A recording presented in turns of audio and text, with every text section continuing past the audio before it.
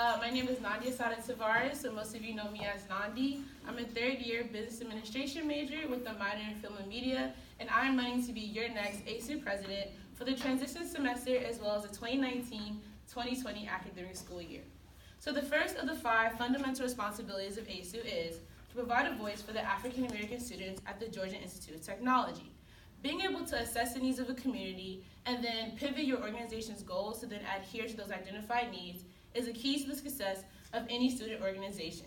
I feel like my current role as membership chair has allowed me to gain a better understanding of the organization as a whole and what we need to do to succeed. As a perceived face of ASU, I'm the first and most outward connection to the general body. Thus, I've been able to gain an understanding of what they like, what they don't like, what they feel is missing, and what we can implement to improve our organization. I feel like these relationships I've developed and the information I've gathered will lend themselves to the continuous upkeep of this organization.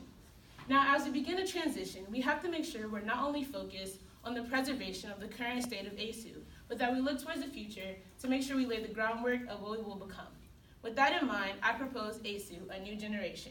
It's time for a change. Now, this vision will have 3 defined chapters. Chapter 1 is connection and communication. The road to strong connection is paved with efficient communication.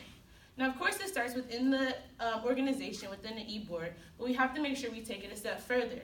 During my term as membership chair, as the general body meetings quality improved, the general body members wanted to feel more engaged, but there wasn't really anything or anyone they could grab onto.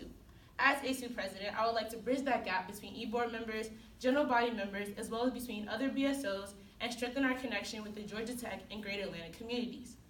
Chapter 2 is execution and efficiency. We cannot call ourselves efficient if we do not execute. It's one thing to make sure we open a line of communication with the entities previously stated, but we also have to make sure that these complaints, these tips are heard and implemented. So this chapter will focus a lot on organization and follow through at a high standard. The final chapter is chapter 3, which is impact and inspire. Have we really made an impact if we haven't inspired anyone? As we begin to build the internal and external affairs of ASU, we have to make sure we look at ourselves from an objective standpoint. So this chapter may raise some questions such as, what is our place in the BSO? What's our place on campus in Atlanta? How do we increase, improve, and strengthen our places and our significance in these places? As an organization, it's also our job to not only keep a current coalition, but we have to make sure we embolden the younger generations to not only be engaged, but potentially succeed in leadership. Speaking of leadership, during my presidential term, I would like to focus on 2 of my favorite of the 8 unity pillars, effective leadership and coalition building. As ASU president, it will be my job to aid in the cultivation of the well-oiled machine, also known as the executive board, so they can properly serve the general body. If we do not strengthen the leadership, the core of our organization, it will be extremely difficult, if not impossible, to work at our highest efficiency and our fullest capability. Now, coalition building was a focal point in my membership term, and I would like to carry that over to presidency.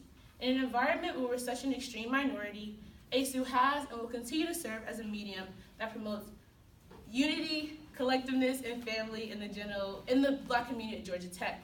We cannot be a prosperous student organization if we are not glaringly aware and willing to work for and with the students we claim to serve. Now, I understand that becoming the official ASU representative during this time will be difficult, but I feel like my dedication and efforts in ASU thus far have proven that I'm willing and able to put in the necessary effort needed. I want to see ASU become more than just a social entity within the BSO.